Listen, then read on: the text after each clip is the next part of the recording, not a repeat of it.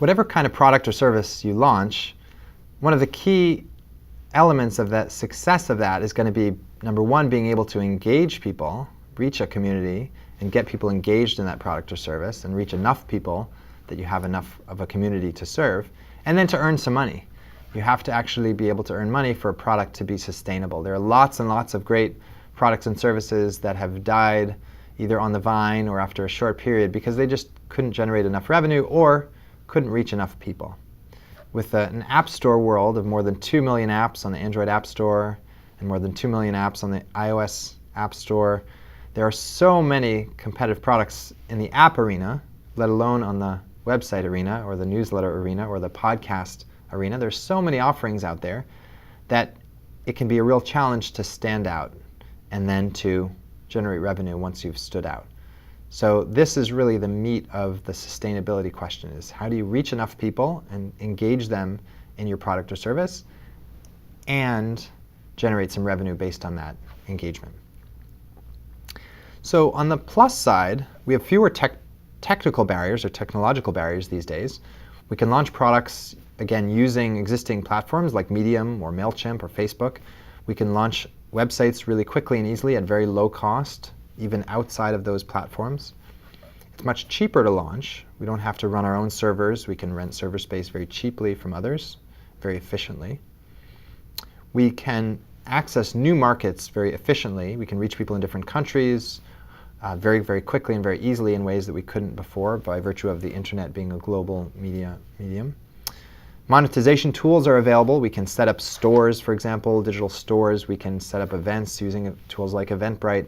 We can use Shopify to create stores online. We can create subscription products through existing services that offer subscription capabilities to service providers. We can create paywalled news services even using services like Piano Media, for example.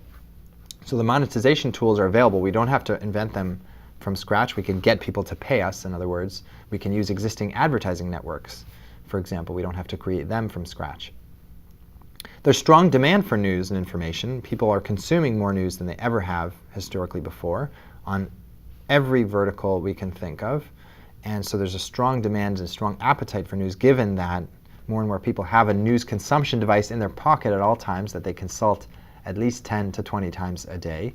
So we have strong demand that we can take advantage of. And we have a spirit of collaboration in the world of entrepreneurial journalism, meaning that you can write an email to someone and ask them how they started their newsletter or what lessons they learned along the way as they were building their podcast, and you will in many cases get a response. People will help you along the way, or they'll share a tool.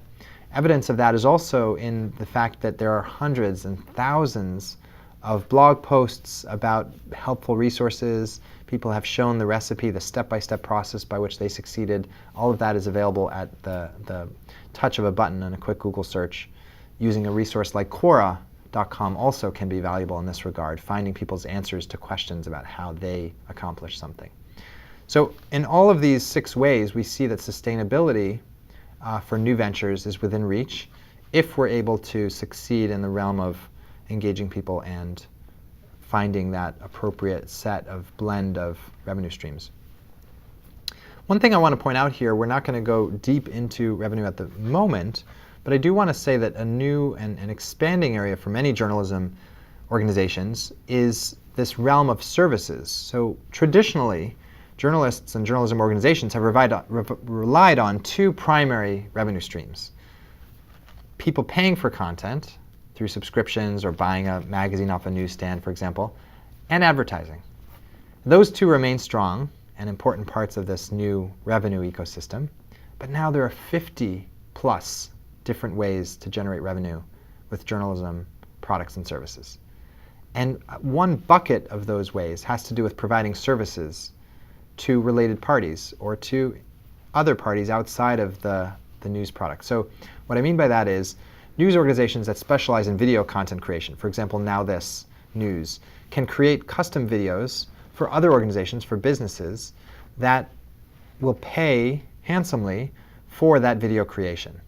Those videos do not need to appear necessarily in the Now This stream, so they don't affect the quality of the product for the news consumer, nor do they necessarily have to interfere with the editorial business wall that has historically existed. This can still be done ethically. It can be done by a different arm, a service arm of the business. There are ethical challenges along with this, and there has to be a process that's thought about very carefully. But this is a way, for example, for a business that has a valuable set of skills, in this case around video, to benefit financially from that set of skills. Audio skills, similarly, can be very valuable, and a growing number of companies want to create podcasts about what they do. From eBay and Goldman Sachs, for example, both have started podcasts recently. A growing number of businesses want to create audio content, and they don't have that internal capability. So they will look to journalism organizations and individual journalists to create that high-quality audio content, and they'll pay for it. So podcasters, who may not make a lot of money directly on their podcasts, although they can make some money from podcast advertising, they may make, in the end, more money by creating custom podcasts for other entities. So that's an example of using a service mentality to create viable revenue streams.